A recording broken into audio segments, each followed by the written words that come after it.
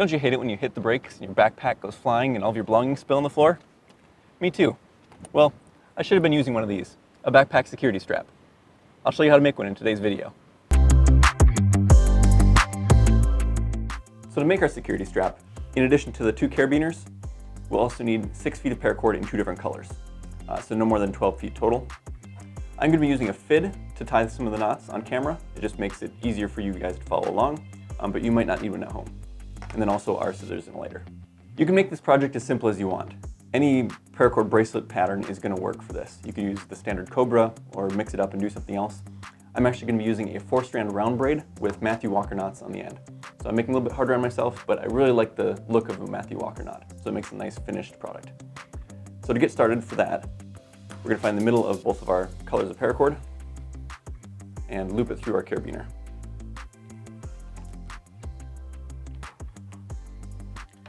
Then we're going to be tying a Matthew Walker knot in the end, just to make it look nice before we jump into our 4-strand round braid. To make your Matthew Walker knot, you might want to just put a binder clip on the cord, so that all of your cords are nice and together when you start, but that's not entirely necessary.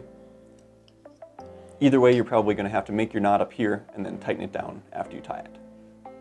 So we'll get started here, putting our cords up to opposite sides, and I actually want to switch one of these just so we have our same colors across from each other. It makes for a nicer knot in the end.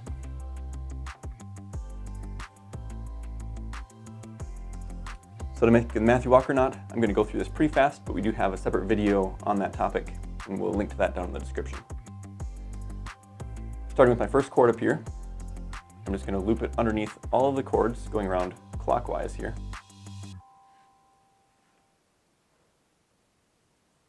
Until we're back to where we started. We've got this loop right here. We want to bring the end of our cord up through that loop. So in actuality here, we've only tied an overhand knot around all 4 strands. We're going to do the same thing with all other cords. Yellow behind all of the cords. You want to keep a loop on that end. Once you tie the cord, you can just set that off to the side, so that one's not needed in this knot. So loop that yellow around, put it up through the blue loop and the yellow loop. And we want that to nest right underneath our blue cord there. Next cord, back to a blue. We're going to make that loop before going underneath our last yellow cord, and then up through all 3 loops.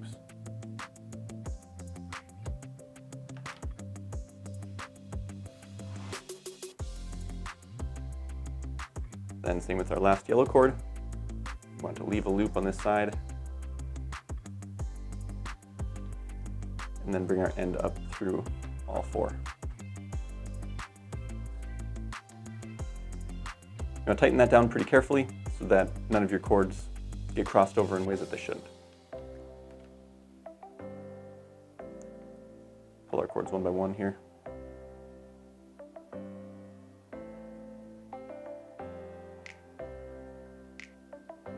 It's really important how these cords nest against each other. It makes the difference between a good-looking Matthew Walker and like you don't know what you're doing. I've tied both.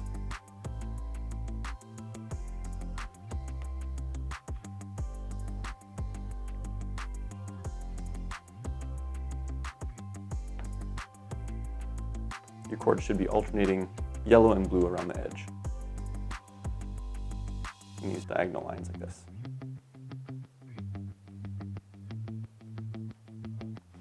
Just cinch it down until it's mostly tight, and then we want to actually feed the cord through to bring the knot back to the end here. So that's looking pretty good. I'm going to tighten that down against the carabiner.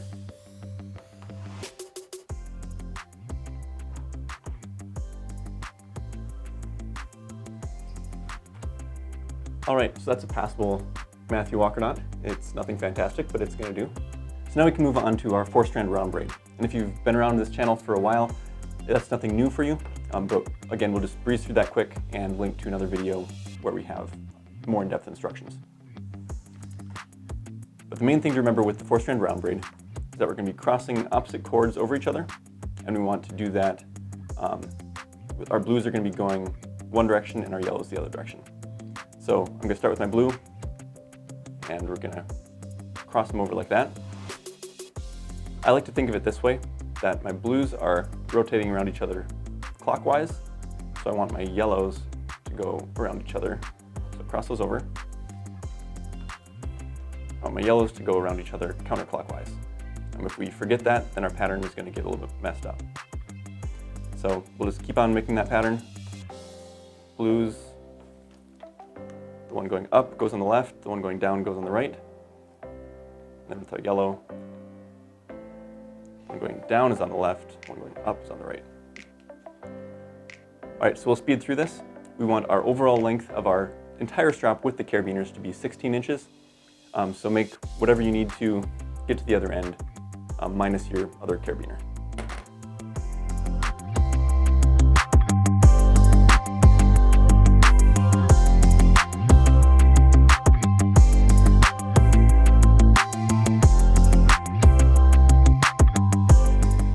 Okay, so I've got about 10 inches of round braid because I've got some pretty large carabiners here.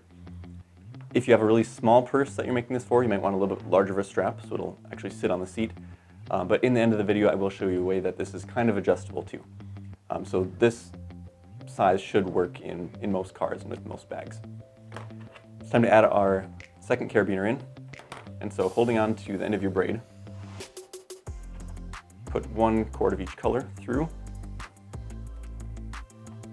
And you've got a couple options for this. If you don't want to do the Matthew Walker knot, you actually can take each cord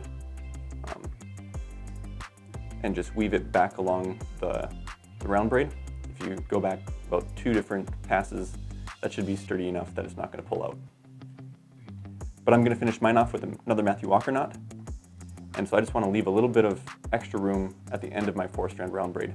We're going to be tying the Matthew Walker knot around those 4 original strands. So once we have all of our cords passed through the carabiner, 2 going the opposite direction of the others, we can begin our knot again.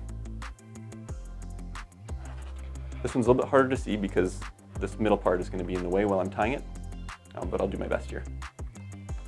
And again, you might want to use a binder clip to keep things under control.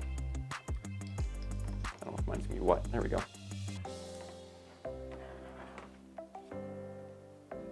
All right, so I've actually got 2 blues on one side, so I want to switch that up. And cross these over one another.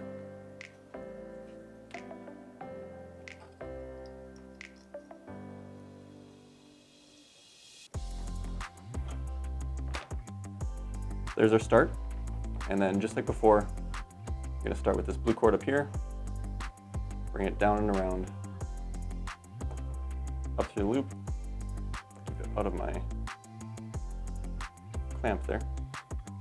Make a loop with the next yellow, bring it kind of underneath this blue, or it should go parallel to it, but right underneath. And then yellow cord up through both.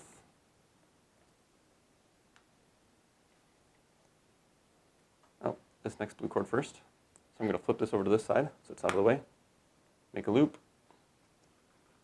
Down and around and up through all 3.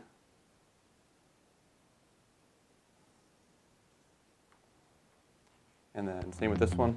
Oops. So I'm going to flip this back over. Make a loop. And then up through all 4. So this Matthew Walker knot isn't going to look quite as nice because we can't tighten it down quite as far because it's around these 4. But in my test that I made, it actually turned out pretty well. So let's see if we can make it look like that again. Start tightening down your cords, just a little bit at a time. Now I'm actually going to take my clamp off, pull those down a little bit farther.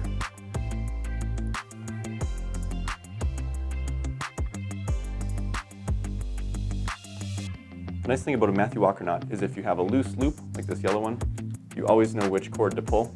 It's just the cord going through that same loop.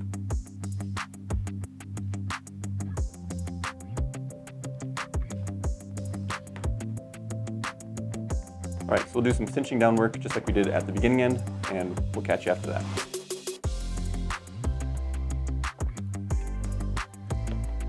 There is our tightened down knot. It actually looks pretty good. Sometimes if you have too many things going through the middle, you've got gaps between your stripes. But to finish this off, we'll just cut our ends and melt them against so none of those cords pull through.